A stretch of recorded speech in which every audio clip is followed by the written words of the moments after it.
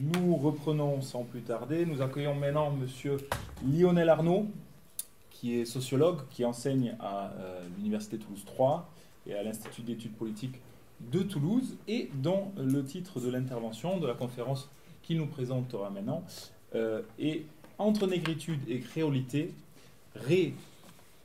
réinterprétation philosophique et usage politique des danses d'Agné Kalenda Bélé en Martinique. Merci. Je vous remercie pour cette invitation, enfin pour m'accueillir ici dans cette université qui n'est pas la mienne.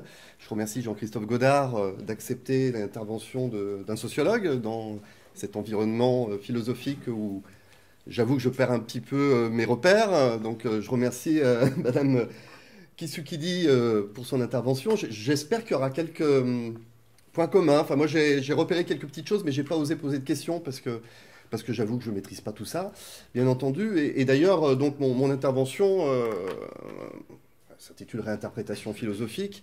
C'est parce que j'ai voulu coller un petit peu au Congrès, c'est sûr. C'est une interprétation, c'est un sens très relâché de l'approche philosophique, plutôt au sens de pensée critique, de réflexion critique. La pensée de la négritude et de la créolité ne sont pas... je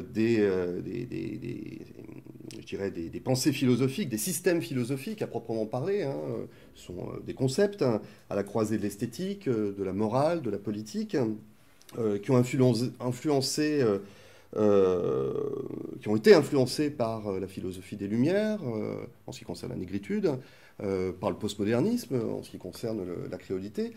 Mais moi, en bon sociologue, je vais plutôt essayer de m'intéresser à la façon dont on les mobilise, dont on utilise ces pensées, dont elles font débat dans ce petit territoire de la Martinique, ce petit département français, ce confetti d'empire dont parlait Charles de Gaulle, qui est situé à 8000 km d'ici, qui est tout petit, 1000 km carrés, mais qui n'en a pas de moins produit de grands intellectuels, à commencer par Aimé Césaire, mais aussi Édouard Glissant. Alors...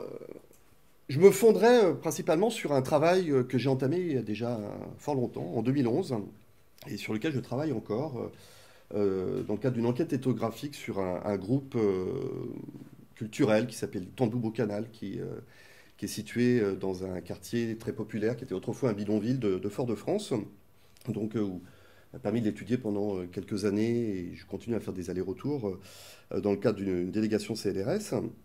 Et ça m'a permis de voir comment certaines traditions culturelles avaient été redécouvertes depuis une vingtaine d'années. Alors redécouvertes, l'idée de redécouvrir, il y a des gens qui ne les ont jamais quittées, mais redécouvertes par des intellectuels, par des classes moyennes, par des métropolitains, comme on dit là-bas, avec une attention assez nouvelle, donc de la part de ces classes moyennes, notamment des milieux nationalistes et indépendantistes.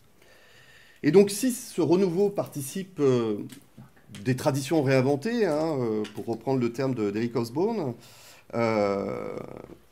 c'est-à-dire qu'elles répondent à de nouvelles situations, qui prennent la forme d'une référence à d'anciennes situations, ou qui construisent d'ailleurs leur propre passé par une répétition quasi obligatoire, cette réinvention ne se fait pas dans un vide culturel et idéologique, mais elle est marquée par des débats politiques et philosophiques. Et ce sont donc ces réinterprétations de ces traditions, en l'occurrence les danses et les musiques d'Agné Kalenda Bélé, DKB, comme l'abréviation qui est usitée aujourd'hui par les militants culturels martiniquais. Donc c'est ces réinterprétations philosophiques et ces usages politiques, puisqu'on est bien ici dans des stratégies aussi identitaires, pourrait-on dire, mais surtout politiques, on verra pourquoi. Donc je vais essayer de travailler dans cette communication. Et avec l'idée que ces doctrines philosophiques ou politiques, on pourrait presque parler de doctrines parce qu'elles ont tendance aussi à se durcir parfois, ne pas les considérer comme de simples discours sur le monde ou sur les finalités de l'action humaine, mais comme des actes de langage à part entière, langage aussi corporel, comme des actions qui sont inscrites dans des stratégies et qui sont destinées à infléchir le cours des choses et des événements.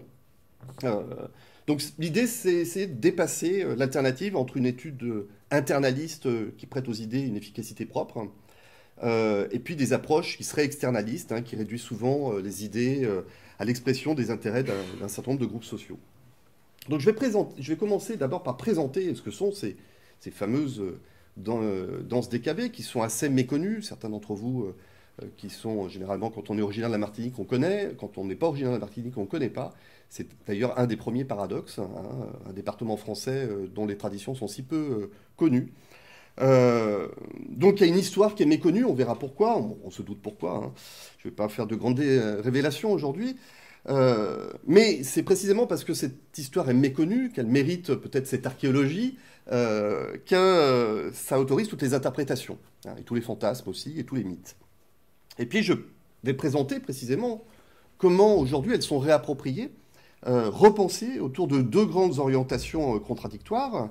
La pensée de la négritude, chère aux mères poètes, j'insiste là-dessus parce que c'est très important, la négritude n'est pas simplement un système, enfin une pensée critique ou une approche poétique, hein, de la société et de l'identité nègre, c'est aussi une pratique politique. Et ça, c'est quelque chose sur lequel je reviendrai, j'espère que j'aurai le temps d'y revenir. Donc le maire poète de Fort-de-France, Aimé Césaire, et puis la créolité, la créolisation, un concept qui a été élaboré par le poète et écrivain, militant indépendantiste Édouard Glissant. Et puis pour finir, je m'attarderai, parce que c'est quand même ça qui me semble le plus important, c'est sur les conséquences politiques de ces débats. Et plus proprement sur les dilemmes philosophiques et stratégiques qu'ils posent quant au sens et à la place qui sont accordés à ces danses et à ces musiques dans le patrimoine martiniquais. Alors, qu'est-ce que sont ces danses décabées, hein, Damier, Calanda, Bellet. Donc évidemment, ce sont des danses qui trouvent en grande partie leurs origines dans l'histoire de l'esclavage, hein, et qui ont d'ailleurs été combattues par les administrateurs coloniaux, mais aussi par les religieux, en raison de leurs origines africaines, en raison aussi de la façon dont ils pouvaient manifester des cultes qui étaient eux-mêmes interdits. Bon, rappelons, hein, que la traite négrière a introduit en Martinique des milliers d'esclaves africains de différentes origines géographiques, le Bénin, le Congo, la Guinée, le Sénégal, le Cap-Vert. Ça a produit un déracinement, une déculturation, des conditions de vie difficiles, donc qui transformaient ces individus en bétail à la merci des colons. Et néanmoins, qui a produit aussi une résistance, hein, de la part de ces esclaves à leurs conditions d'asservissement, qui a pu s'exprimer par le marronnage, un marronnage qui peut être très actif, hein, à travers des empoisonnements, des fuites aussi, hein, la reconstruction, la réinvention de communautés, et puis un marronnage qu'on pourrait qualifier de plus passif, marqué par la ruse, par des stratégies un petit peu plus masquées, des textes cachés, pour parler comme James Scott, avec l'idée aussi de recréer, loin de l'habitation, mais toujours dans l'habitation, certaines pratiques ancestrales, et notamment ces musiques et ces danses qui étaient interdites par les maîtres, mais qui souhaitaient garder leur caractère africain. Alors, toutes ces danses, hein, en général héritées de l'Afrique, je pense notamment au damier. Le damier, c'est une lutte, hein, c'est une lutte qui est, si on en croit certains anthropologues, et notamment aussi certaines danseuses et chorégraphes, parce qu'au départ, c'est un peu tout le problème en Martinique, on n'a pas forcément affaire à des anthropologues, à des historiens, mais plutôt à des artistes, ça n'a rien de péjoratif, mais qui reconstruisent en fonction aussi de leurs intendus propres. Je pense notamment à Josie Michalon, donc qui désigne le ladja comme étant, je dirais, la dérive d'une lutte africaine qui s'appellerait le kadjia. On la retrouve en Martinique, on la retrouve à La Réunion, on la retrouve au Brésil. La capoeira est très imprégnée, hein, je dirais, de cette histoire également. Ce qui est très frappant, c'est que la capoeira est très connue en France, hein, très pratiquée, le damier pas du tout. Toutes ces luttes, en tout cas, supposent un chanteur, un joueur de tambour, une assistance qui reprend en chœur les refrains et des lutteurs.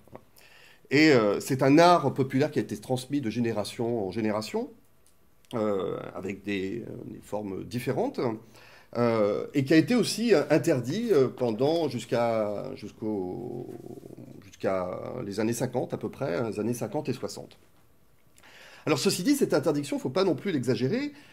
Si le noir n'avait pas le droit de chanter en travaillant au XVIe siècle, il n'en est plus de même au XVIIIe siècle. Au contraire, ces chants, ces danses sont parfois sollicités, encouragés, voire ordonnés sur les plantations pendant les travaux. Les administrateurs, les maîtres, ont, semble-t-il, pris conscience qu'il ne servait à rien d'empêcher les esclaves de jouer leur musique, dans la mesure où ces musiques pouvaient leur permettre de motiver leur travail, voire de divertir les planteurs. C'est le cas notamment du ladja, ladja où le propriétaire béquet se servait de son étalon, généralement d'origine mandingue, comme d'un coq de combat qu'il exhibait au cours de fêtes.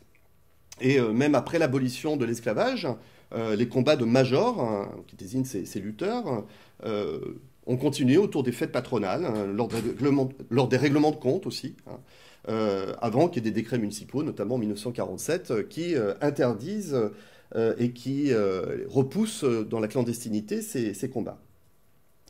De façon générale, il y a quand même une tolérance de l'État colonial pour accroître la productivité des esclaves, pour les divertir aussi et les éviter de se révolter.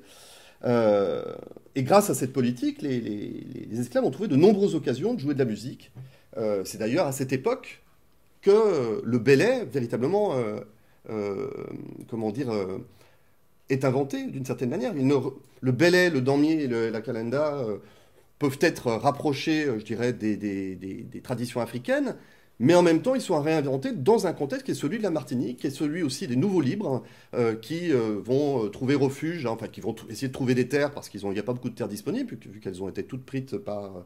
Les bonnes terres ont été prises par les coloniaux, et donc vont se réfugier dans les mornes, dans ces montagnes de Martinique, et pour réinventer des danses, et en particulier le belay, ou bel-lay, qui signifie bel endroit, bon moment en créole. Et donc c'est assez important parce que finalement, c'est l'abolition de l'esclavage qui va contribuer à transformer ces pratiques-là, qui va aussi contribuer à les marginaliser, sans pour autant les interdire, mais qui va les exclure. Il faut rappeler quand même qu'avec l'abolition de l'esclavage, c'est le schœlchérisme qui va finalement s'imposer, le schœlchérisme du nom de Schœlcher, qui est présenté comme l'abolitionniste et je dirais le grand émancipateur des esclaves, mais c'est aussi une politique, le schœlchérisme, politique assimilationniste. Et l'assimilationnisme républicain, il procède de l'inclusion culturelle des masses populaires, ce qui suppose que la société martiniquaise ne comporte plus aucune spécificité culturelle notable.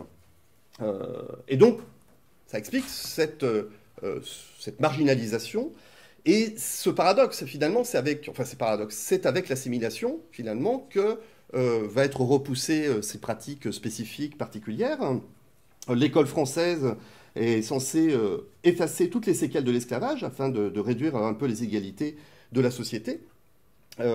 Mais on passe finalement à une espèce d'opposition binaire entre d'un côté l'émancipation qui est associée à l'école, à la pratique du français, et puis l'aliénation qui est associée à la tradition, au créole et à des spécificités. Et cette situation d'assimilation trouve son apogée avec la départementalisation, à partir des lois de 1946, donc politique d'assimilation et de départementalisation qui est menée dans les 4 vieilles colonies depuis 1848, donc Guadeloupe, Guyane, Réunion et Martinique, avec une législation qui est théoriquement, je dis bien théoriquement, la même qu'en France métropolitaine, et aussi une politique culturelle, celle d'André Malraux, à partir de 1959, qui va s'employer justement c'est le décret, l'article 1 du décret fondateur du ministère des Affaires culturelles, qui va s'employer à rendre accessibles les grandes œuvres de l'humanité, et d'abord de la France, et dans l'esprit Malraux, on a bien compris que la France, c'est la France dite métropolitaine, en tout cas c'est l'Europe. Et dans ce contexte, le belay, le damier, le calenda vont plus largement être repoussés à des pratiques folkloriques.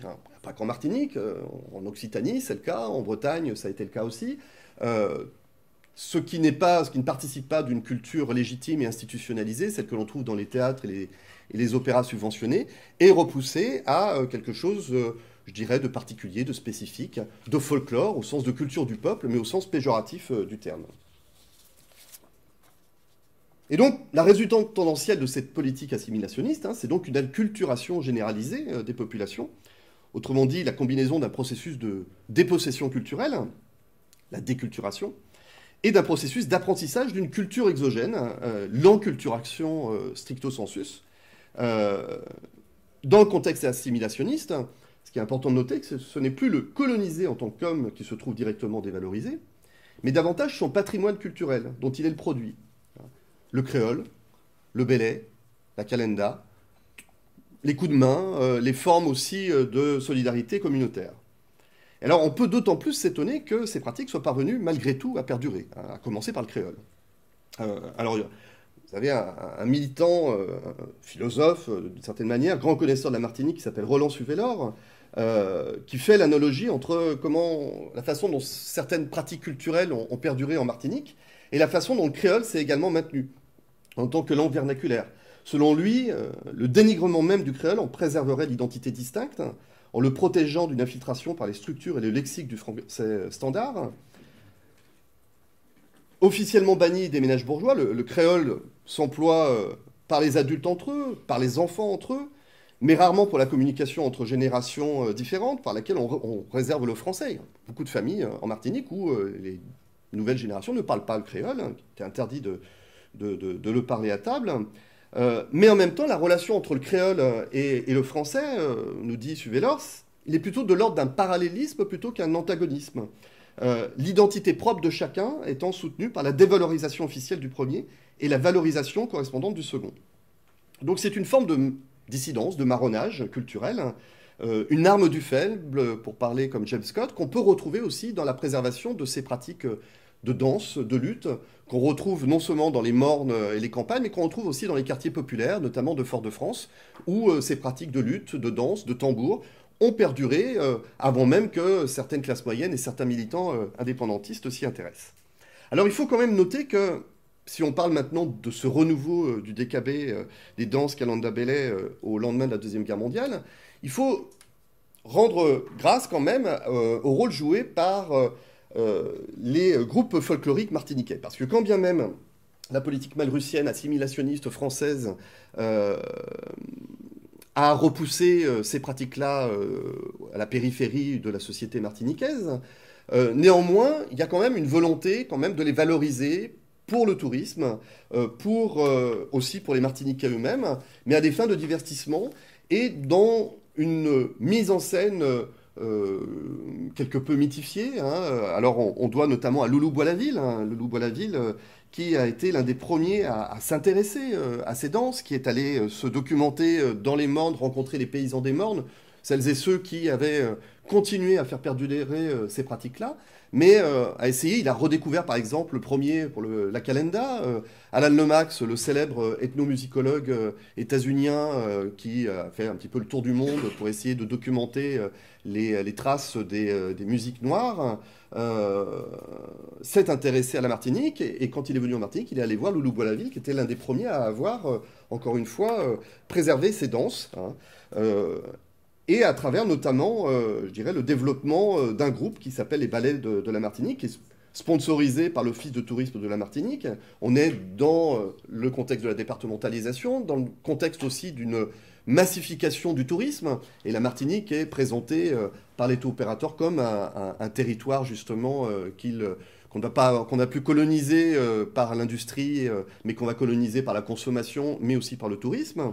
Et donc dans cette perspective-là, le ballet folklorique, le ballet martiniquais, permet en quelque sorte de mettre en scène une identité martiniquaise, la forme ballet, qui est un mélange de folklore martiniquais, de classique, de jazz, et qui est fondé sur un subtil équilibre entre la danse, l'accompagnement en musique, les décors, les costumes, les accessoires et la lumière, et doit permettre de donner à ces pratiques-là une nouvelle dimension, mais pas simplement au belay ou au damier, mais aussi à la biguine, à la mazurka, à la haute taille, donc ces danses de quadrille qui sont elles aussi héritées de l'Afrique, mais aussi où l'influence européenne est beaucoup plus visible. Bon, voilà, on a ici quand même une résurgence, je dirais, mais un petit peu spectaculaire. Je vous rappelle que ces pratiques, au départ, étaient des pratiques communautaires qui visaient la solidarité, qui visaient le lien social et une forme de résistance culturelle. Ici, on les met sur une scène, elles sont mises en scène, elles sont spectacularisées à destination d'un auditoire qui devient passif, qui devient spectateur. dans cette tradition, j'allais dire kantienne, hein, de rapport à l'esthétique distancié et non plus la forme carnavalesque de Bakhtin où on participe, où on joue, où tout le monde est acteur et tout le monde est créateur. Alors précisément, si cette action des groupes folkloriques a eu un énorme impact, hein, y compris sur le plan international, elle fut aussi particulièrement critiquée par celles et ceux qui s'inquiétaient de voir disparaître les traditions culturelles martiniquaises, sous-entendu authentiques, au profit d'une mise en scène doudouiste, hein, à l'usage des touristes, mais aussi des Martiniquais eux-mêmes. Il faut quand même bien dire que ça a permis, ces danses martiniquaises ont été très valorisées et très critiquées par les militants indépendantistes, mais elles ont permis aussi quand même de préserver ces danses et de trouver un contact avec les masses populaires martiniquaises. Mais il est clair que ces danses sociales n'étaient pas destinées à être transplantées sur une scène. Et l'image de la doudou, le madras sur les yeux, le foulard sur l'épaule, chantant bon moi en Thibaut, l'adieu foulard, adieu madras, décrivant l'amour, le ciel bleu, les vacances, la vie facile, la lascivité des doudous et le tiponche, sont rejetés précisément par des militants soucieux de résister à l'image dominante de la culture antillaise, telle qu'elle est véhiculée en France, auprès de l'opinion publique. Hein. Et cette image de la Martinique avec les cocotiers, les palmiers, la belle vie. Et qui transparaît déjà dans les représentations iconographiques du nègre et des descriptions des paysages par les journalistes dès les années 30. Dans les années 50, les déçus de la départementalisation, dont fait partie Aimé Césaire, hein, qui était pourtant un ardent défenseur de la départementalisation, mais pour des raisons principalement socio-économiques, hein, commencent à se mobiliser en Martinique. Et l'idée, et on le verra plus particulièrement dans le sillage de mai 68, c'est de faire de la culture un instrument de conscientisation du peuple martiniquais, hein, de créer finalement un peuple martiniquais à travers sa culture et son identité. Et donc, dans ces stratégies qu'on peut retrouver, qu'on doit relier à la volonté de revaloriser la dignité des Noirs, hein, qui se développe dans les années 50 et 60 en particulier, même si on trouve des racines avec Dubois et la Harlem Renaissance dès les années 30, évidemment avec la négritude d'Aimé Césaire. Mais c'est un contexte plus particulièrement porteur avec ce qui se passe notamment aux États-Unis, le Black Power, la Black Consciousness aussi en Afrique du Sud. Autant, je dirais, de courants sociopolitiques, hein, voire philosophiques, hein, qui ont été inspirés par des auteurs martiniquais, à commencer par Aimé Césaire, mais aussi Frantz Fanon. Frantz Fanon qui analyse les conséquences psychologiques de la colonisation sur le colonisé. Aimé Césaire qui rompt avec le Parti communiste qui est jugé coupable de passer autour du cou des Martiniquais le nœud coulant de l'assimilation.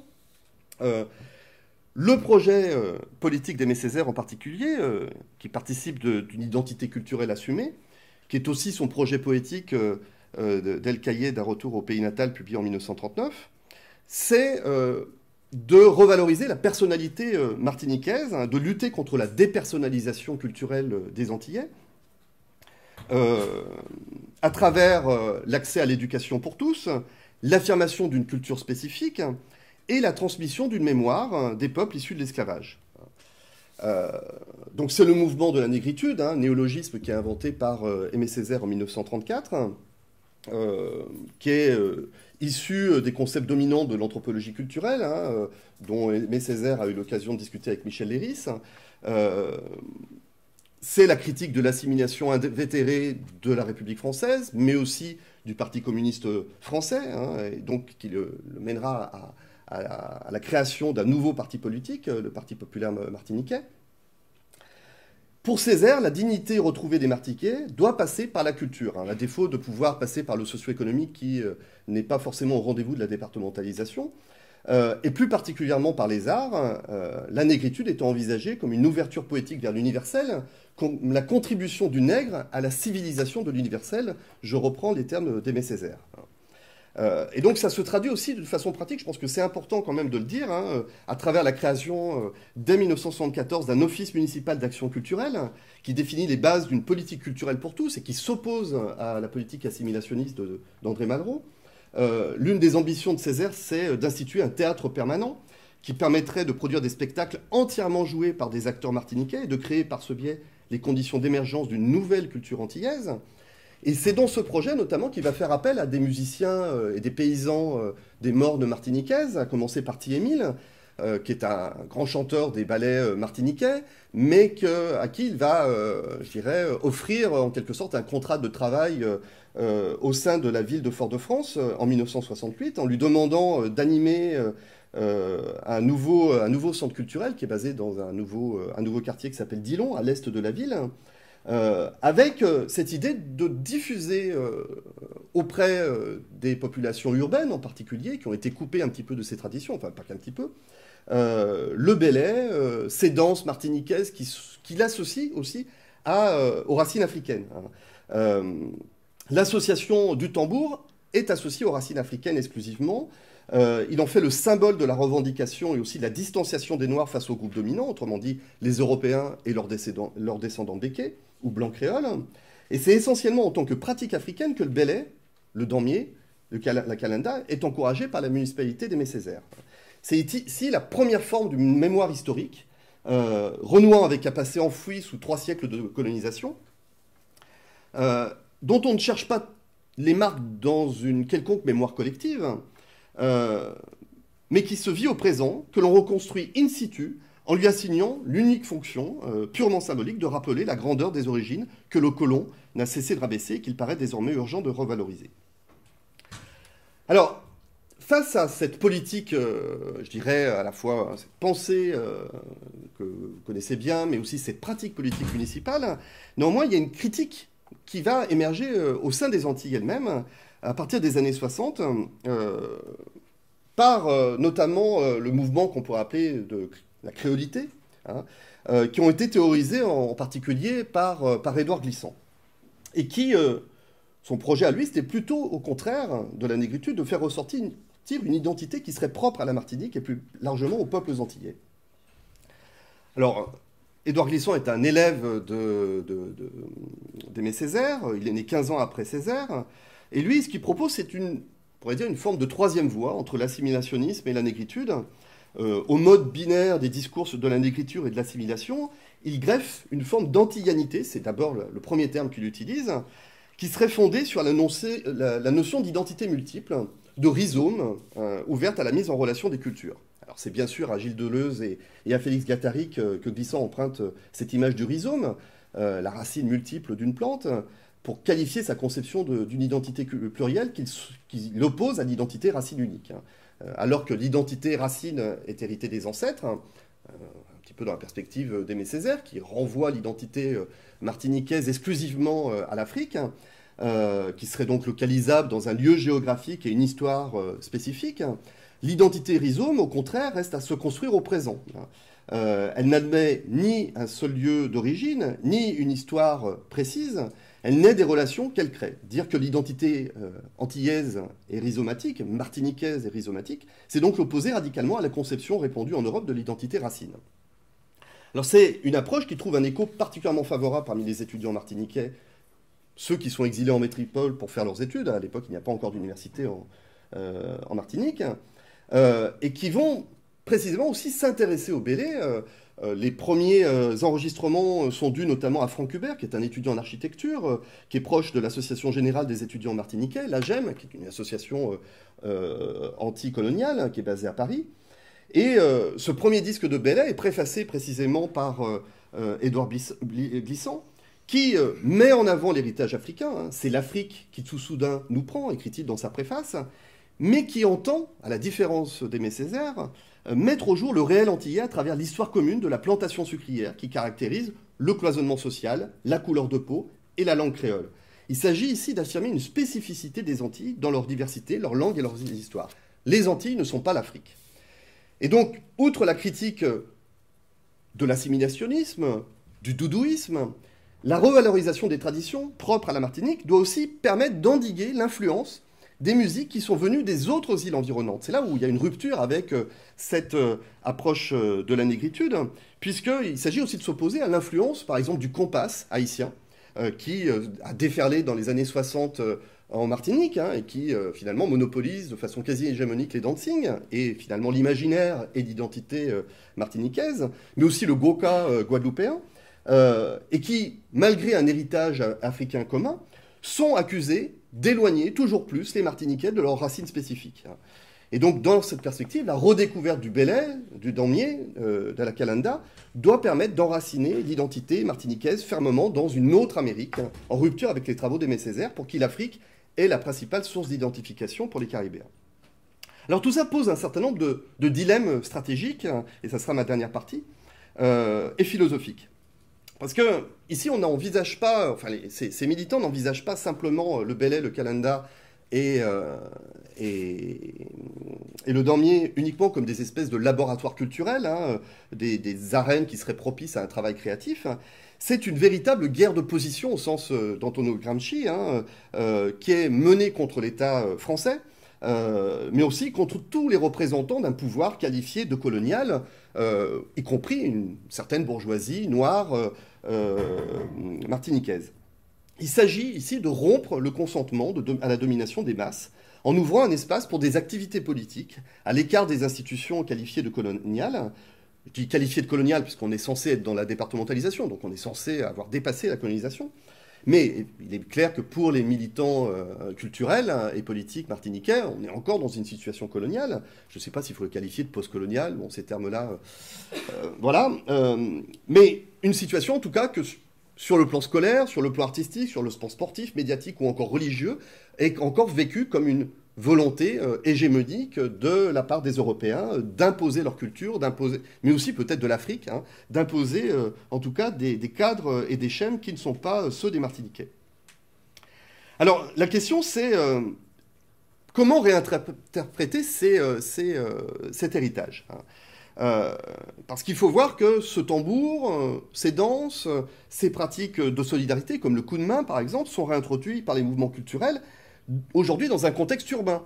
Rien à voir donc avec les mornes antillaises et avec la société d'habitation. Un contexte urbain qui est marqué par la société de consommation. Et donc il s'agit de réinventer une forme de résistance culturelle. Alors on va se référer au marronnage des esclaves, hein, qui fuyaient l'habitation, qui réinventaient des communautés. C'est surtout le cas en Guyane, en Martinique, il n'y a pas véritablement de traces de marronnage aussi, de rupture aussi claire, mais avec cette idée de marronnage culturel, de résistance, de ruse, et qui va permettre d'associer le Bélay, la Calenda, à des pratiques de résistance culturelle. Alors là, il y a deux stratégies qui vont opérer et qui essayent de surmonter en quelque sorte cette absence finalement de socle véritablement clair sur lequel on puisse appuyer l'héritage de ces pratiques, puisqu'elles ont été en quelque sorte pas simplement combattues, mais effacées par le pouvoir colonial. On n'en a que des traces orales. On n'en a que des traces, pour parler comme Édouard Glissant.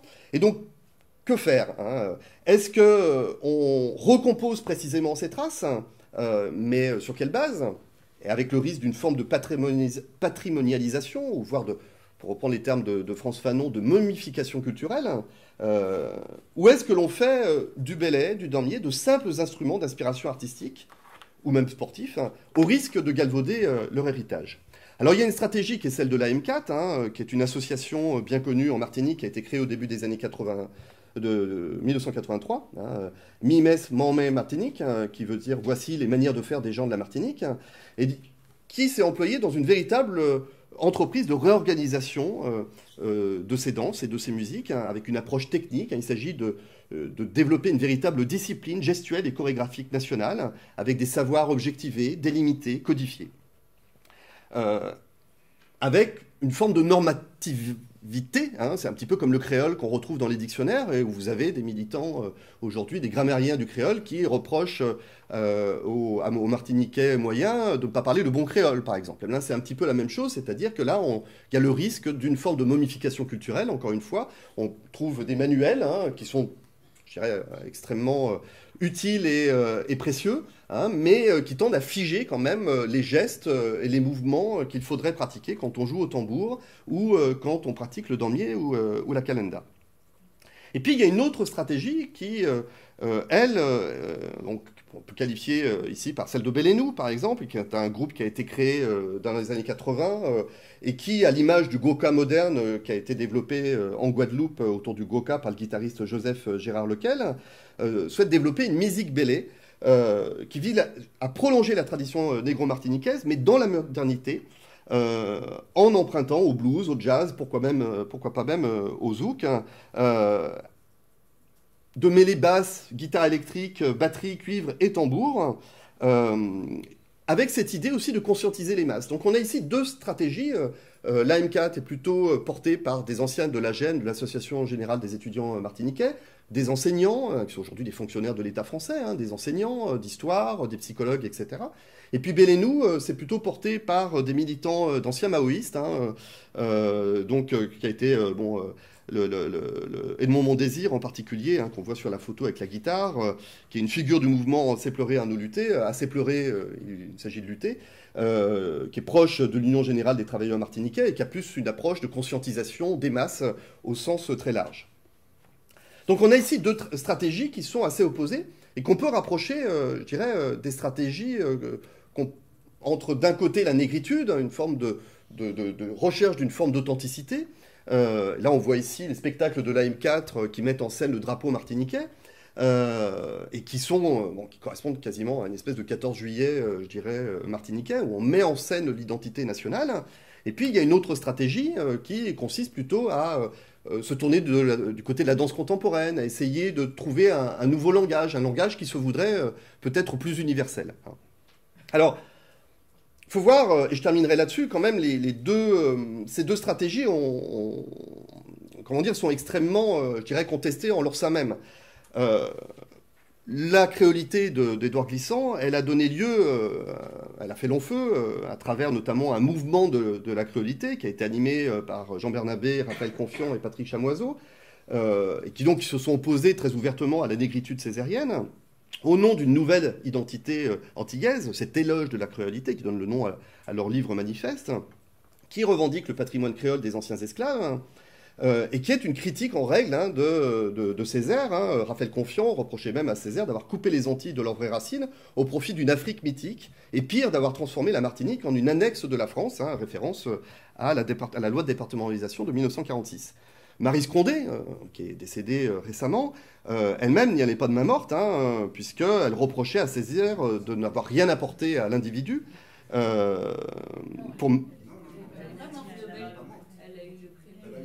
Pardon, oui, excusez-moi, je confonds. Oui, oui.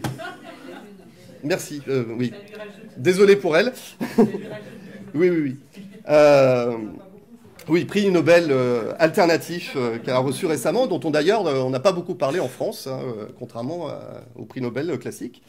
Donc pour Maryse Condé, désolé, ce qui crée la communauté antillaise, ce ne sont pas les ancêtres africains, mais le côtoiement de personnes variées qui créent, parfois malgré elles, des liens indissociables dans l'enchevêtrement des personnalités créoles. Alors, il faut voir que cette approche, elle a été aussi reprise par des nationalistes qui entendent avant tout favoriser la réconciliation des différentes composantes de la société martiniquaise, un petit peu comme nous dit Maryse Condé.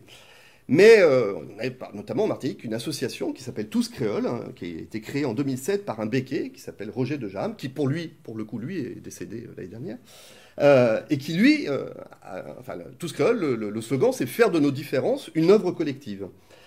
Donc elle rassemble des béquets, elle rassemble des Noirs, des mulâtres, pour reprendre les terminologies locales, des Indiens, des Chinois, des Syriens, et avec l'idée justement qu'il s'agit, je dirais, de réconcilier en gros la Martinique autour de cette créolité.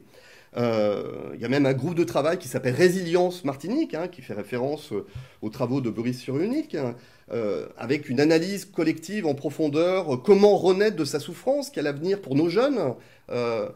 On voit ici, je dirais, une volonté de réconciliation qui fait fi finalement des différences, notamment dans les trajectoires sociales et historiques des différentes composantes de la société martiniquaise.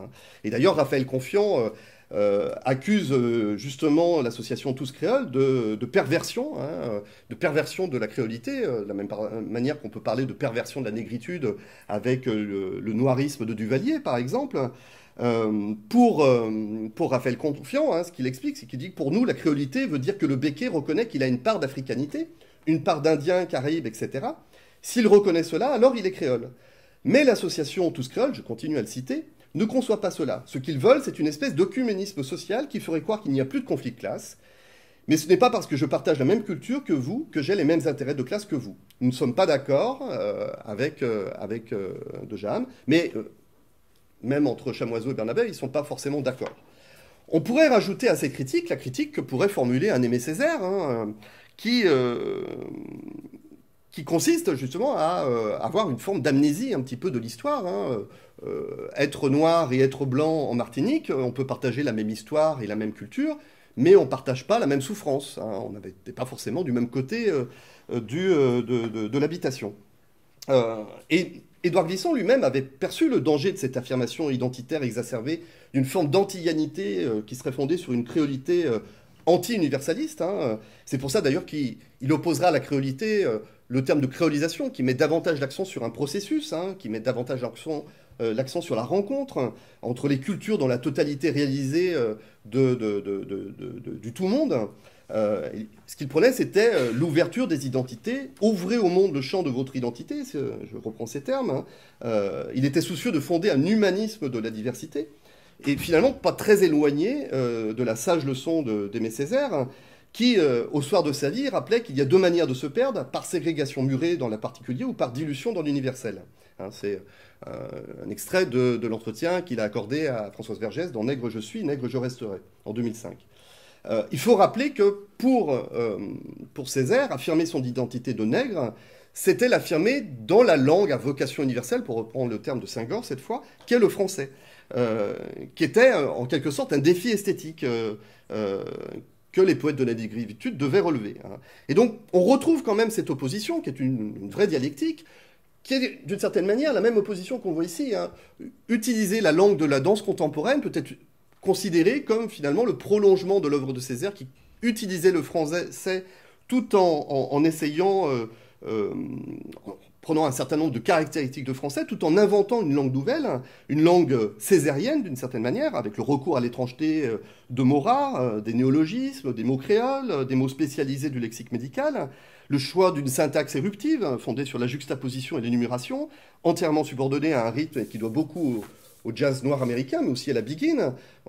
Ceux ou celles qui étaient présentes hier soir pour assister au trio Maldréport sur une lecture du cahier d'un retour au pays natal, ont pu voir justement comment cette façon, je dirais, qui est là aussi une version, alors pour le coup, sur scène, il n'y avait pas de tambour belay. On pourrait trouver ça paradoxal si on est martiniquais, en disant, voilà, c'est un texte martiniquais, et il y avait des tambours qui n'avaient rien de martiniquais. Et en même temps, on était ici dans la révélation d'autre chose, une autre identité, et qui s'inscrit un petit peu dans cette forme de surréalisme, mais j'ai terminé, en tout cas de réinvention identitaire que prenait, aussi paradoxalement que ça puisse paraître, Aimé Césaire. Voilà. J'en terminerai là-dessus parce que je crois que j'ai trop parlé. Merci. Merci beaucoup. Non, aucunement. Jusqu'à maintenant, mon travail est très facile parce que les conférenciers se tiennent à la minute près. On parle peut-être un peu vite, je ne sais pas. Mais, voilà. Donc, est-ce qu'il y a des questions ?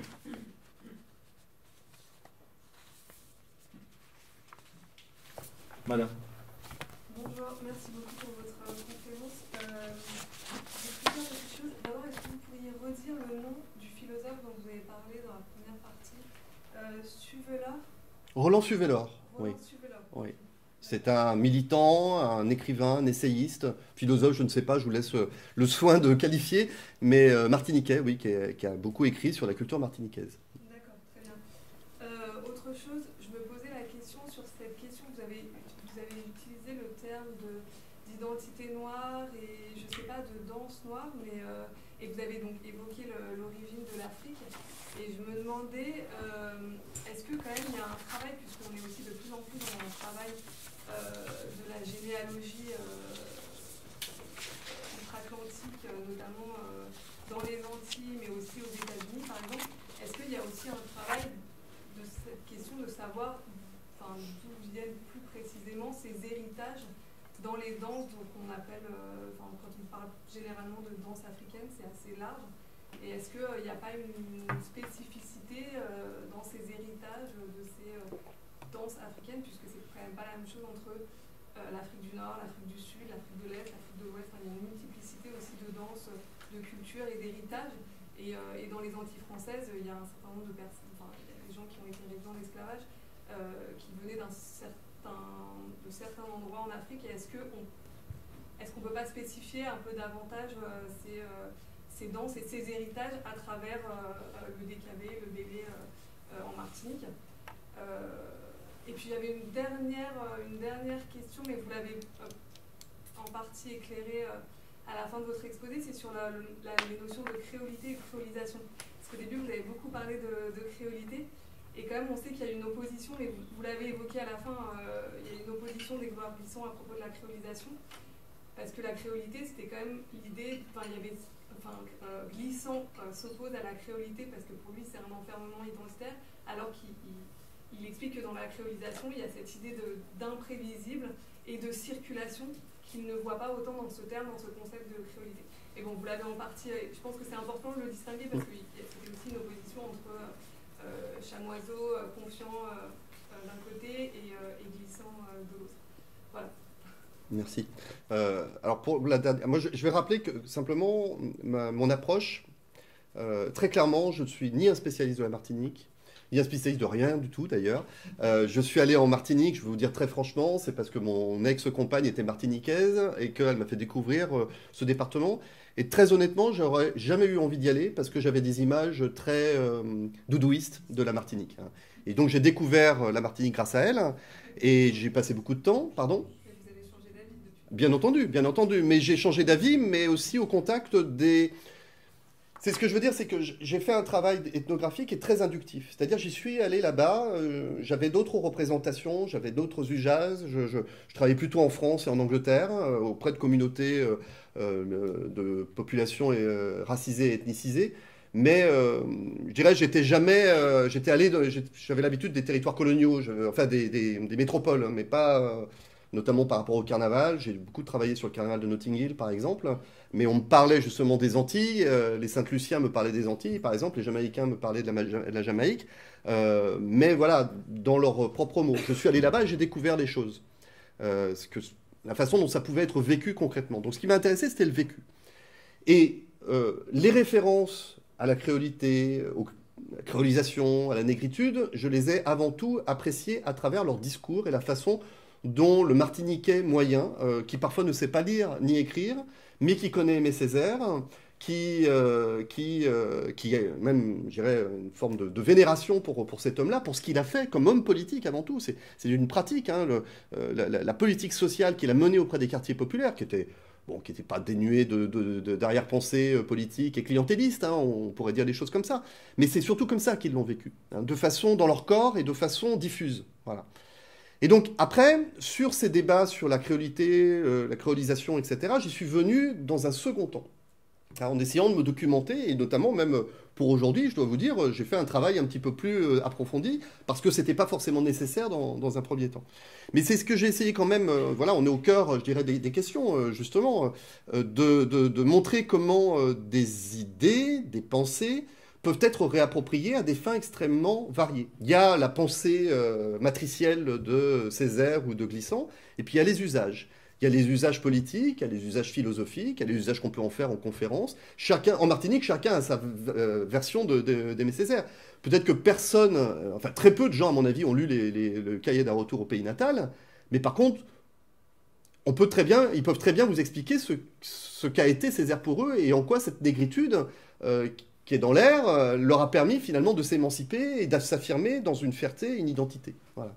Donc, l'opposition que vous dessinez, c'est celle que j'ai essayé de montrer à travers cette association Tous Créoles, qui tend à figer justement l'identité, d'en faire une espèce de nationalisme qui vise à enfermer l'identité martiniquaise, mais à l'enfermer comme tout nationalisme qui consiste aussi à rassembler un peuple au-delà de ces conflits et de ces oppositions et de ces antagonismes. C'est ce qui est précisément dénoncé par Raphaël Confiant, mais aussi par Édouard Glissant. Mais Raphaël Confiant je dirais d'une certaine manière, et vous me corrigerez, hein, moi ce que j'entends chez Raël Confiance, c'est qu'il reproche à tous créoles davantage le fait d'une forme d'horizontalisation des positions sociales. Mais il est quand même d'accord pour dire que la Martinique partage une même culture qui est spécifique. Et c'est là, à mon avis, enfin, et pas qu'à mon avis, parce que Raphaël Confiant était très critique vis-à-vis de Césaire, où il s'oppose par rapport à Césaire, qui, lui, continue à dire qu'il y a les nègres d'un côté, et puis il y a les autres.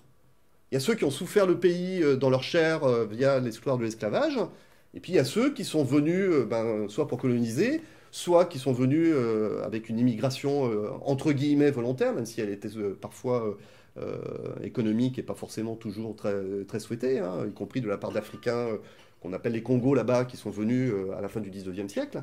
Mais là, il y a une vraie différence sur la façon d'envisager la culture, de ce que doit être la culture martiniquaise.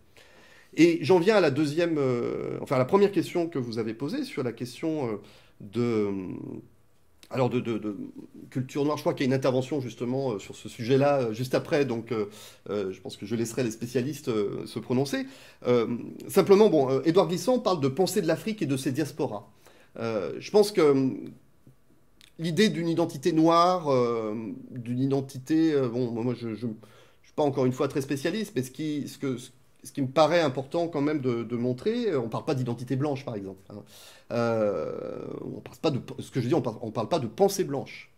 On parle souvent de pensée noire.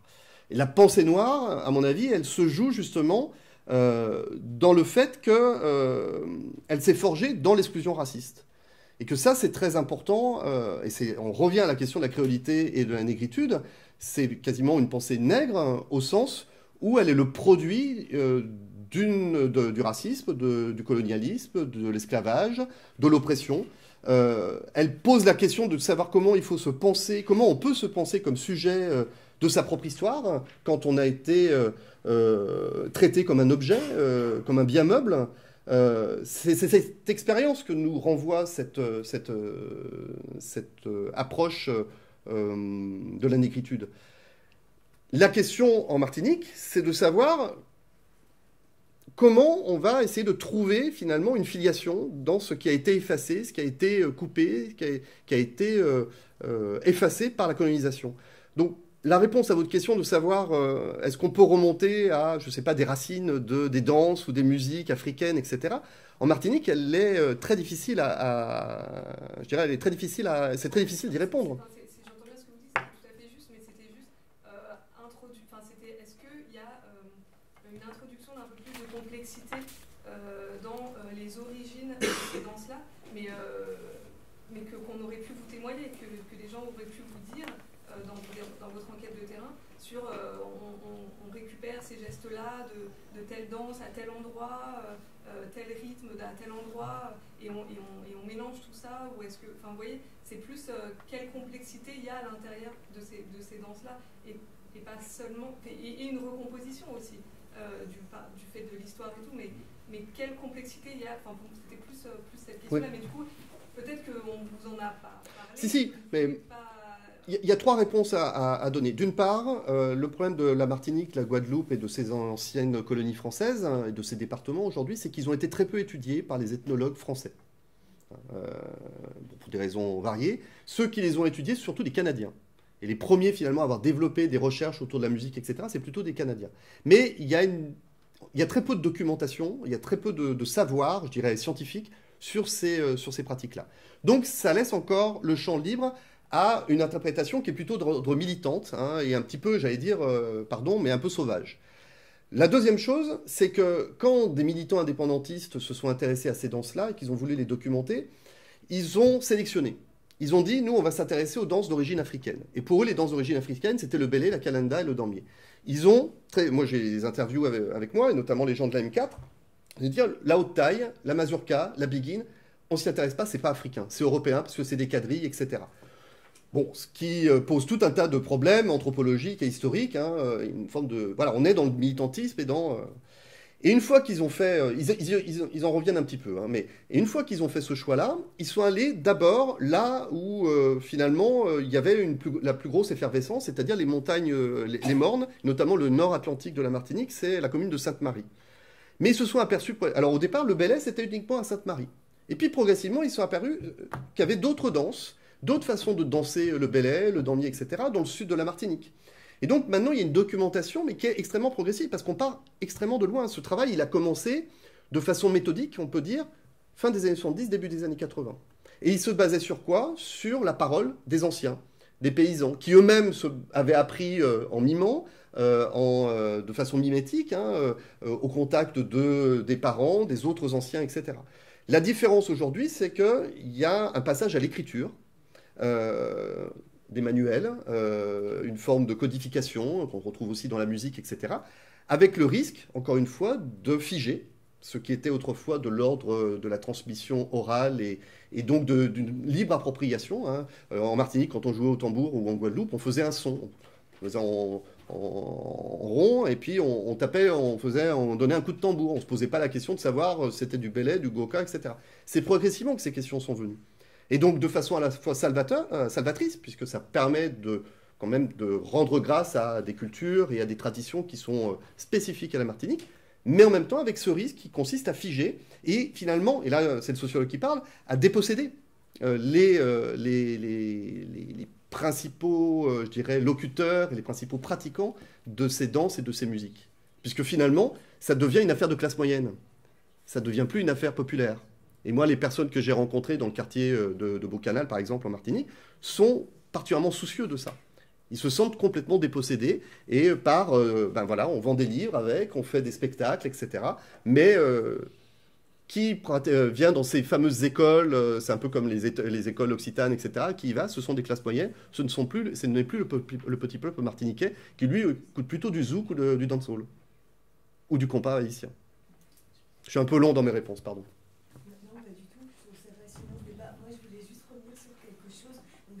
Je me suis intéressée au festival de Bernard Lubat à Uzès et j'avais écrit sur l'importance de Glissant dans sa rencontre avec Uzès et sur ce qui en retour, et j'ai un article là sous les yeux qui s'appelle Le jazz est une négritude dépassée de Glissant qui reprenait une lettre à Obama qu'il avait écrite.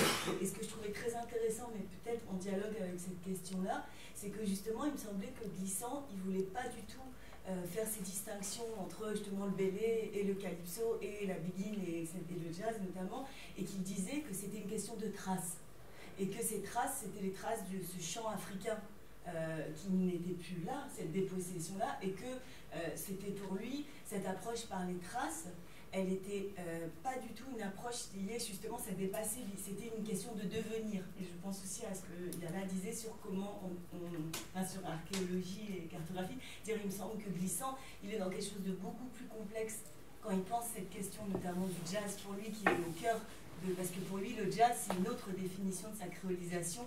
Et il dit c'est le chant des océans, c'est le chant des multiples, et il refuse la catégorie d'universalisme pour le jazz aussi. Enfin, il reprend cette critique de l'universalisme à partir du jazz. Et pour moi, justement, la question que ça me pose, c'est par rapport à votre exposé, c'est quelle est la situation politique actuelle qui répond à ces essentialismes stratégique de cette politique culturelle. C'est-à-dire ce que j'ai eu du mal à me dessiner dans ma tête en vous écoutant, c'est que j'essayais de comprendre une approche un peu structurelle comme ça de votre part qui venait d'une volonté de nous expliquer aussi en quoi ces essentialismes-là étaient politiques en fait, enfin servaient des causes politiques, mais je ne suis pas sûre d'avoir vraiment saisi par mes connaissances, moi je travaille sur l'île Maurice, je ne connais pas du tout bien le contexte de la Martinique, par mes connaissances du contexte dans lequel ces intellectuels-là ou ces étudiants, ou ces anciens maoïstes, essaient de revendiquer leur approche différente. Mais juste pour vous dire que pour moi, Glissant avec le jazz, justement, il est venu parler à un autre endroit de cette polémique entre tradition et modernité qui me semble très importante, sur le chant africain comme trace et pas comme recherche d'une origine. Non, oui, tout à fait. Mais je pense que, comme toutes les pensées, la pensée de Glissant, elle a évolué. Au départ, il parlait d'antillanité. Il a parlé de créolisation. Je pense que c'est la lecture de Mille Plateaux qui a changé un petit peu sa vie, ou en tout cas qui a permis de mettre des mots et des concepts sur ce qu'il avait dans sa tête. Après, sur l'actualité, on parle d'intellectuels morts, que ce soit Césaire ou Glissant. La pensée de Césaire est très présente. L'homme Césaire est très présent. Le PPM est toujours présent, mais les critiques du Parti populaire martiniquais qui a été fondé par Aimé Césaire sont Parti progressiste martiniquais, pardon. Parti progressiste martiniquais, c'est important, c'est pas populaire. Parle de néo-PPM pour dire que ça n'a plus grand-chose à voir avec la pensée de Césaire. Aujourd'hui, il y a une forme de vénération de la pensée de la négritude et qui est portée, et là aussi, pardon de faire de la sociologie, mais qui est portée par tous ceux qui ont d'une certaine manière bénéficié des politiques césariennes et qui leur ont permis d'avoir une certaine mobilité sociale et qui a produit une espèce de classe moyenne, un peu une classe moyenne intelligente, hein, qui, je dirais au sens, avec beaucoup de guillemets, et qui se pose comme les dépositaires de la pensée de Césaire, mais qui produit une espèce de petite bourgeoisie culturelle à Fort-de-France et qui n'est plus du tout en contact avec le petit peuple de Martinique. Et donc, la municipalité est toujours tenue par le PPM, par ses successeurs, et notamment Serge Letchimy, qui est aujourd'hui député de la Martinique, mais qui est une personnalité extrêmement contestée. Et les rapports politiques en Martinique sont extrêmement violents. Ils ont toujours été violents, sauf qu'à une époque, ils étaient violents entre Césaire et les représentants du gaullisme. Aujourd'hui, ils sont violents entre les représentants du PPM et puis les représentants d'une forme d'indépendantisme qui est représentée par Alfred Marie-Jeanne, mais qui lui-même est vieillissant et qui est en perte de vitesse. Donc il y a de nouvelles figures qui émergent, mais qui veulent prendre la place du père. Donc c'est extrêmement compliqué. Moi, je suis incapable de vous dire, et même Justin Daniel, qui est un grand spécialiste un martiniquais, donc responsable d'un labo de recherche là-bas, serait bien en mal, je pense, d'arriver à tirer, je dirais, de donner de l'ordre là où il n'y en a pas. Hein. Aujourd'hui, il y a le PPM qui a toujours été hégémonique à Fort-de-France, mais la collectivité de Martinique est pilotée par une coalition où il y a à la fois les indépendantistes et puis les anciens représentants de la droite martiniquaise, qui sont aussi des béquets. Et donc là, on retrouve aussi cette forme de créolisation, ou plutôt de créolité, où on réconcilie d'un côté ceux qui sont les dépositaires d'une volonté d'indépendance et de spécificité de la Martinique, parce que c'est ça qui se joue à travers les défendants de la créolité, et puis d'autres, le PPM, qui sont à la fois, pour faire simple, hein, les garants d'une forme d'autonomie, mais qui souhaitent aussi garder le lien avec la France, dans une espèce de paradoxe qui est parfois extrêmement mal vécu et mal compris par certains Martiniquais. Puisqu'on est généralement toujours dans une pensée binaire. Hein. Soit on est indépendant, soit on est un département.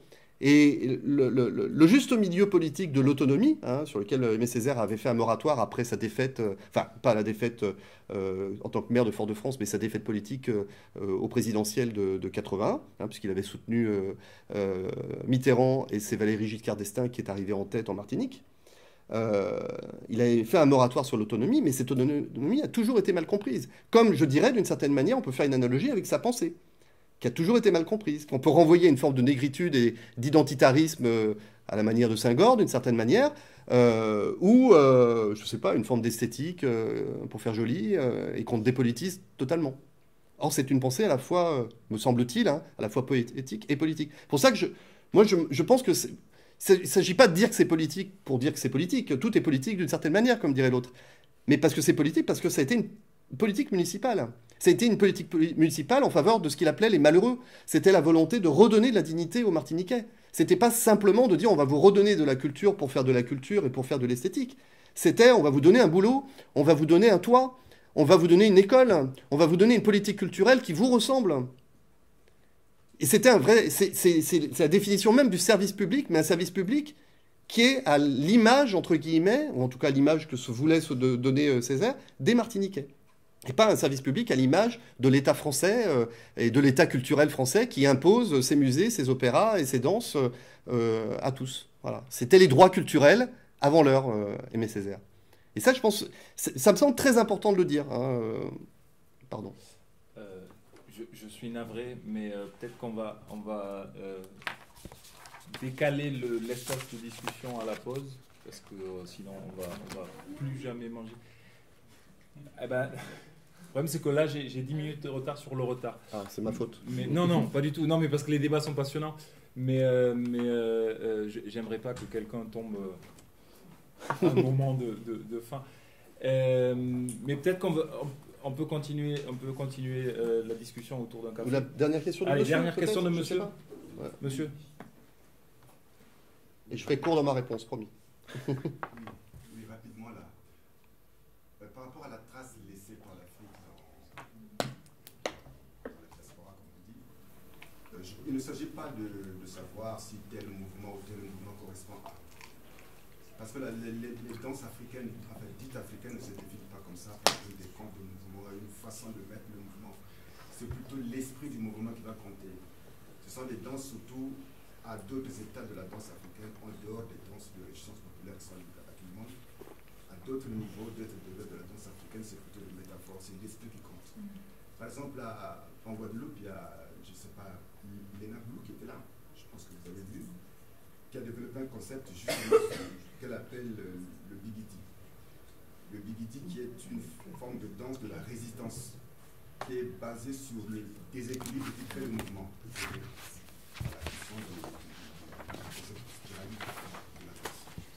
Donc c'est des choses que nous retrouvons, et en Guadeloupe par exemple on retrouve les noms de certains rythmes. On va parler de boula, des noms qu'ils ont appelés tels que boula, dans ma langue de Congo signifie la même chose. Après je reviendrai sur, il y a beaucoup de choses à dire, on pourrait passer tout l'après-midi à discuter de ça. Mais par contre, rapidement sur la négritude de Césaire. Je pense que Césaire, contrairement à ce que j'ai cru comprendre, ne s'est pas focalisé sur l'homme entier ou l'homme martiniquais. Au-delà, je pense qu'il est allé sur l'homme noir en général, l'homme noir et en général sur l'opprimé. Il le dit, il a 26 ans quand il écrit qu'il a été au pays natal, et il le dit, je suis de la race de ceux qu'on opprime. Donc, quand il est dans le tour de notre pays natal, il dit, je suis juif, je suis un loup de Calcutta, je suis un chien, un chiot, un mendigo, je suis. Donc, la négritude s'inscrit dans l'universalité des gens. Donc, il n'y a pas eu une obsession, comme on a dit, sur la. Quant à la créolité, je pense que les contradictions de la créolité aujourd'hui montrent bien que c'est un problème politique. À un moment donné, quand vous avez parlé de l'intérêt porté par la créolité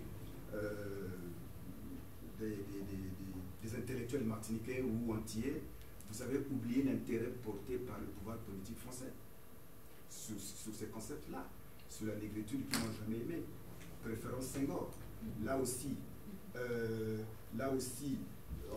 on va rapidement fabriquer, pour moi c'est mon opinion, on a fabriqué un chamoiseau, on a fabriqué un Édouard Glissant qui pour moi n'a pas de parole prépondérante. Quand je l'écoute, voilà. Et chaque fois, vous avez souligné, chaque fois de remise en cause, des contradictions, chaque fois il tourne autour du pot. Voilà. Et puis la deuxième chose, quand même, c'est définir par la négation. Les Antilles ne sont pas l'Afrique, et d'ailleurs le manifeste de la créolité qui dit ni africain, ni européen, ni asiatique, nous sommes créoles. Alors c'est cette réduction à soi-même, comme si le monde ne se limitait qu'à là, c'est dommage. La négritude ouvrait au contraire. Et puis par rapport même au terme de créole, qui est un non-sens historique, je dirais. D'ailleurs là, il y a un jeune homme qui s'appelle Jean-Luc Diviel, qui a écrit Ouchika. Que le véritable nom du créole, c'est Ouchika, qui a fait une démonstration que la langue dite créole aujourd'hui est une langue africaine. Et il est parti des hiéroglyphes avec la méthode d'interprétation élaborée par un jeune chercheur qui s'appelle Dimon Marimbok, qui est allé un peu améliorer l'analyse faite par la façon dont Champollion faisait les traductions. Donc je pense que le débat sur le terme même de créolité est lancé par des jeunes chercheurs antillais, pétris, déjà entendu. Juste un mot, c'est simplement de dire aussi que tout ça, en tout cas, s'inscrit dans des stratégies d'un peuple qui est à la recherche, je dirais, de son histoire. Aimé Césaire, il ne valorise pas l'antillais en soi, mais il cherche à lutter contre la dépersonnalisation du Martiniquais ou du Guadeloupéen qui est né de l'esclavage et de la décolonisation. Lui, il va chercher cette solution-là en Afrique, là où Édouard Glissant va dire « Oui, mais nous avons une complexité et une pluralité d'identité au sein même des îles antillaises. » Comment ? il le dit aussi, ça. Cette simplicité, il le dit aussi. Oui, mais il va quand même... Oui. Moi, ce que je vois dans Négritude, c'est quand même le rapport à l'Afrique qui est quand même surabondant. Et quand il va chercher T-Émile à Fort-de-France, c'est pour dire que le Bélès, c'est pour retrouver les racines de l'Afrique. Il ne parle pas des racines antillaises. Et c'est là la différence. Mais non, moi je vois ça en termes de stratégie politique. Après, il y a la parole, et puis il y a ce que les gens font. Voilà. Mais...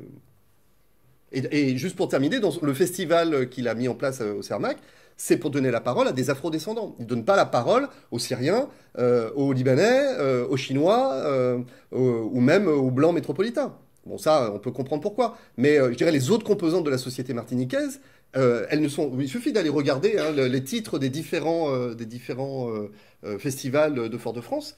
C'est l'Afrique qui est mise en évidence.